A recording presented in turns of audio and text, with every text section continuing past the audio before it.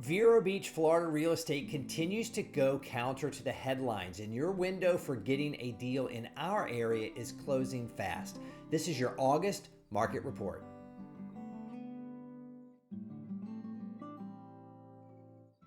Welcome to your Vero Beach August market report. As we do every month, let's start with the numbers because you're smart and understand that when buying or selling, the numbers matter. Let's start with new listings, which shows how many new properties came on the market in July. Vero Beach saw the lowest number of new properties come on the market in July than any other time in almost 2 years. Now, I have to say almost 2 years because December 2023 had us beat with 14 fewer homes, but we're still sitting 100 fewer properties than the average, and we are down 19% year over year.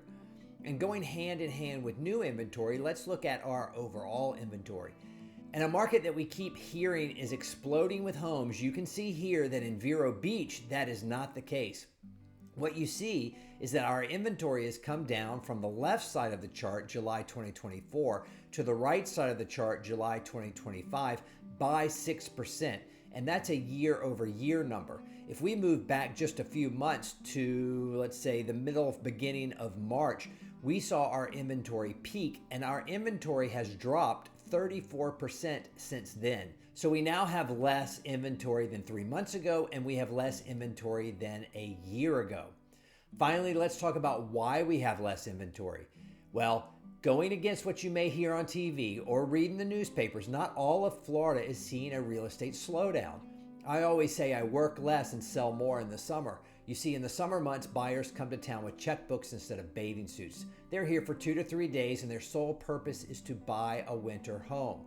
And you can see here in these charts that trend continues. We have seen a very active summer, with July being the busiest month for homes going under contract in over 2 years, and July of this year is up 40% year over year.